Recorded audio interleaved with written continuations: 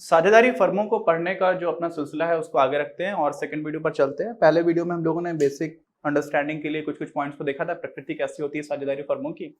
अब बात करते हैं कि साझेदारी विलेख क्या होता है, पार्टनरशिप डीड क्या होता है। तो सिंपल है एकदम, डेफिनेशन एकदम आसान है। क्या है? जिस अभिलेख में, अभिलेख मतलब रिटन है, ठीक, अभिलेख है, लिखा हुआ है, साझेदारों के बीच समझौते के विवरण समाहित हो। ठीक, समझौता जो भी है उसका विवरण लिखा हुआ है जहां पर, उसको हम लोग बोल देते हैं क्या? पार्टनरशिप डीड या फिर साझेदारी विलेख। अब यहां पर एक क्वेश्चन ये उठता है कि यार हम लोगों को पहले चैप्टर में ही, पहले वीडियो में हम लोगों ने बात की थी कि रिटर्न होना जरूरी नहीं है। तो जो हमारा इंडियन पार्टनरशिप एक्ट है 1932 का, जो भारतीय साझेदारी अधिनियम 1932 का, वो कहता क्या है कि आप मौखिक रूप से भी काम कर सकते हो, उसको भी साझेदारी माना जाएगा, जरूरी नहीं है लिखा हो, लेकिन लिखा हो तो बेहतर है। तो जो मौखिक है उनके लिए कोई विलेख नहीं होगा, है ना। जैसे ऐसे मान लीजिए कि कुछ देश है जिनका संविधान लिखा होता है, कुछ होते हैं जिनका नहीं होता। जैसे ब्रिटेन है, इंग्लैंड है, वहां का, हालांकि ब्रिटेन और इंग्लैंड में थोड़ा डिफरेंस है। ब्रिटेन मान लो अभी, तो ब्रिटेन का कोई कॉन्स्टिट्यूशन लिखा हुआ नहीं है, ठीक। अच्छा, और इंडिया, भारत, यहाँ का संविधान लिखा हुआ है। तो लिखित और मौखिक दोनों तरह का हो सकता है, लेकिन जब लिखित है तभी हम उसको क्या बोलते हैं? साझेदारी विलेख। कोई झगड़ा हुआ, कोई भी समस्या आई तो इसका फायदा मिलता है आपको, क्योंकि पहले से लिखा हुआ है, चीजें क्लियर है, ठीक है। अच्छा, आगे बढ़ते हैं। समझौते के विवरण समाहित हो। किस तरह के विवरण? सारी चीजों को भी हम लोग एक बार वीडियो में अपनी किताब में दे रखा है, एक साथ कौन कौन सी चीजें होती है, सारी हैं, उनको देख लेंगे। लेकिन जो इंपॉर्टेंट है, व्यवसाय का उद्देश्य क्या है, ये हो, स्पष्ट हो। हर साझेदार कितनी पूंजी लगाएगा, है ना। प्रत्येक साझेदार द्वारा जो भी पूंजी का निवेश है उसकी मात्रा। फिर लाभ विभाजन का अनुपात, लाभ और हानि दोनों की बात होती है। हम लोगों ने बताया था कि लाभ का मतलब क्या होता है? निगेटिव लाभ भी हो सकता है, नकारात्मक लाभ, और नकारात्मक लाभ ही क्या होता है? हानि होती है। तो उसका अनुपात आपस में किस हिसाब से बांटा जाएगा। अगर कुछ नहीं लिखा है तो क्या होगा, वो बात करेंगे। तो हम लोग मान लेते हैं सबको बराबर देंगे, अभी बस की बात करेंगे। फिर पूंजी और ऋणों पर ब्याज में हिस्सेदारी, है ना। किसका ब्याज, किसका पूंजी? तो किसी ने पूंजी लगा रखी है तो उस पूंजी पर क्या फर्म उसको ब्याज देगी? अगर कुछ नहीं लिखा हुआ है तो कोई ब्याज नहीं देगी। ब्याज मिलना अधिकार नहीं है, पूंजी लगाना आपकी जिम्मेदारी है। तो किसी भी साझेदार द्वारा पूंजी लगाया जाना जिम्मेदारी है, जरूरी नहीं है कि उसको उस पर कोई ब्याज मिले। लेकिन अगर विलेख में हमने लिख दिया है कि आपको इतना ब्याज देंगे तो दिया जाएगा, ठीक है। अभी इसकी बात कर लेंगे। इसी में समझ लीजिए ये सारी चीजों का मेंशन होता है। सारे पॉइंट्स जो है उनको एक एक करके भी देख लेंगे संक्षेप में। लेकिन लेखांकन पॉइंट ऑफ व्यू से, अकाउंटिंग पॉइंट ऑफ व्यू से, अकाउंटिंग ट्रीटमेंट की डिस्कस चीजों का होता है, वो ये सारी चीजें हैं, ठीक है। लेखांकन के हेतु जो प्रावधान है। अच्छा, क्या क्या है? लाभ और हानि का विभाजन अनुपात, ये बहुत इंपॉर्टेंट है ना, कि किस इंसान को कितना लाभ मिलेगा। 5:3:2 कुछ भी हो सकता है, वो कितना रहेगा ये लिख देना स्पष्ट। अगर कुछ भी नहीं लिखा हुआ है तो सभी लोगों को, चाहे जिसने जितनी पूंजी लगाई है, बराबर मिलेगा। क्या मिलेगा? बराबर हिस्सेदारी। अगर कुछ भी नहीं लिखा हुआ है इसमें तो, समझ गए।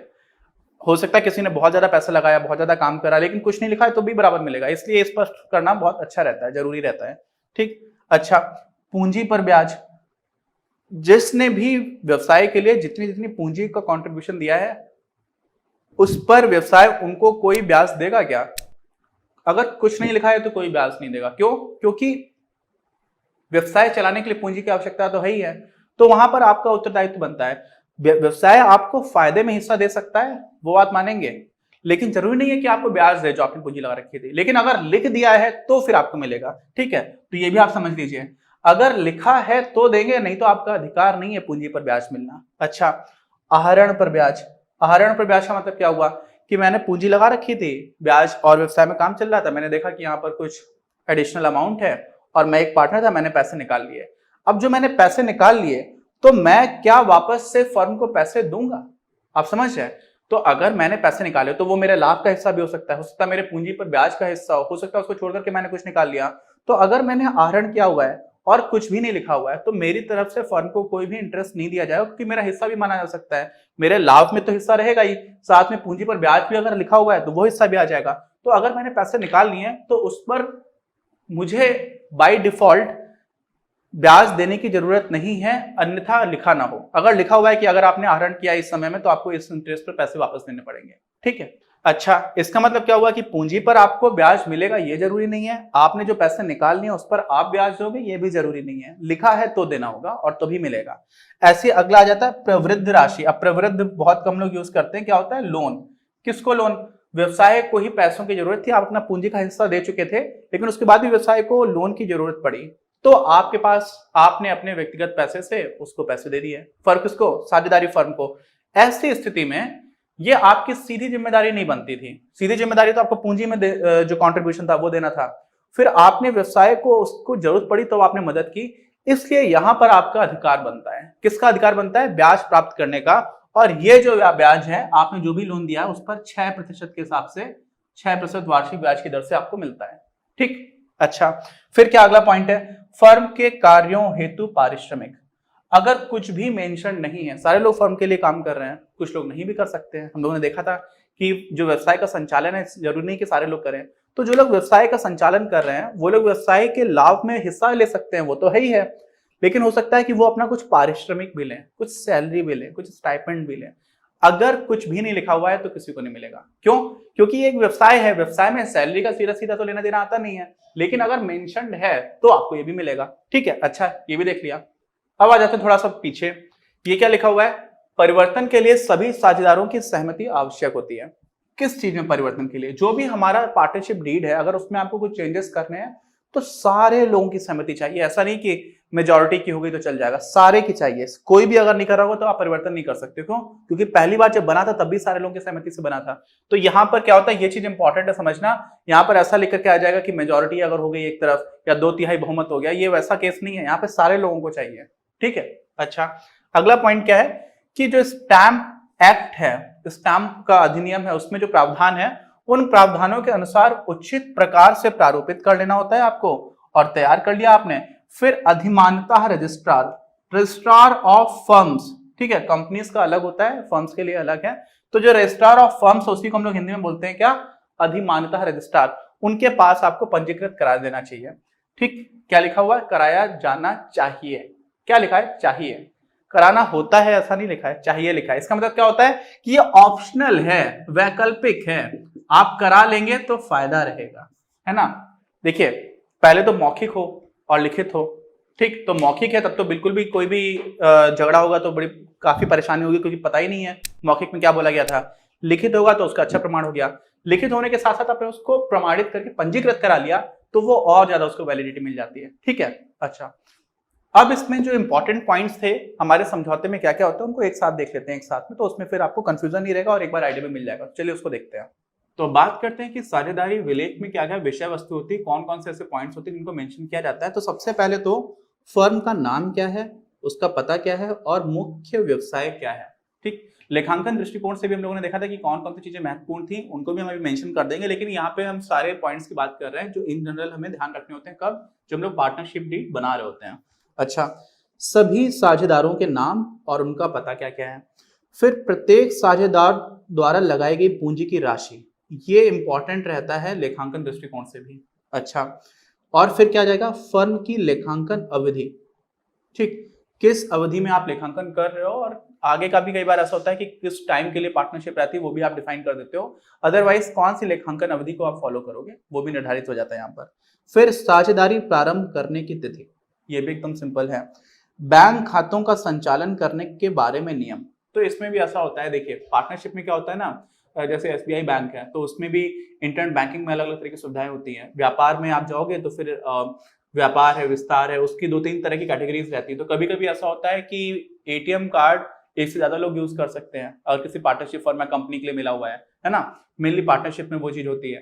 तो ऐसा होता है कि और कंपनीज के लिए इशू नहीं करते हैं। तो किस तरह के नियम रहेंगे, कौन बैंक अकाउंट से ट्रांजेक्शन कर पा रहा होगा, बैंक अकाउंट से किसी और को पेमेंट करना है तो किसके मोबाइल नंबर पर ओटीपी जाएगा, इस तरह की चीजें भी होने लगी हैं। तो यहाँ पर भी वो जो नियम है कि कौन इस काम के लिए रिस्पॉन्सिबल होगा, हम उनको भी मेंशन कर देते हैं। ठीक है। अच्छा, फिर लाभ एवं हानि के विभाजन का अनुपात है ना, ये बहुत इंपॉर्टेंट है अकाउंटिंग पर्पसेस के लिए भी। ठीक, जो लाभ का अनुपात होता है नॉर्मली वही हानि का अनुपात रहता है, और ये जो भी रहेगा, जैसे मान लीजिए 3 लोग हैं तो 5:3:2, ठीक है, या 3:2 या 1, और अगर कुछ भी नहीं दे रखा है तो क्या हो जाता है 1:1:1।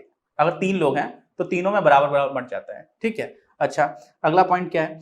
अगला है पूंजी ऋणों एवं आहरणों आदि पर ब्याज की दर। तो इसमें मैंने आपको बताया था कि पूंजी अगर ऑलरेडी किसी ने दे रखी है तो जरूरी नहीं है कि आप उसको वापस दो, अगर देना है तो किस रेट पर दोगे आप ये निर्धारित करोगे। किसी ने लोन दिया है फर्म को तो फर्म उसको 6% के हिसाब से वापस रिटर्न करेगी, वो चीज फिक्स्ड है। और साथ में आहरण, अगर किसी ने पैसे निकाल लिए हैं तो क्या उससे वापस में ब्याज लिया जाना चाहिए फर्म वापस उससे पैसे लेगी क्या, क्योंकि फर्म से उसने पैसे आहरित किए हैं। तो इन सारी चीजों की जो रेट है वो भी आप डिफाइन कर देते हो और ये भी अकाउंटिंग पर्पसेस के हिसाब से बहुत इंपॉर्टेंट है। फिर क्या होता है अंकेक्षण की नियुक्ति का तरीका यदि कोई हो। अंकेक्षक क्या होता है, जो हमारा ऑडिटर होता है। तो हमारे जो भी अकाउंट्स हैं, हमारे मतलब जो फर्म के, उसमें किस तरह हम ऑडिटर की नियुक्ति कैसे करेंगे, ठीक है। और होता है ऐसा ही है कि इन फर्म्स को इंटरनल ऑडिटिंग भी करा करके भेजना होता है, तो अंकेक्षक कौन होगा इसको भी डिफाइन करना होता है।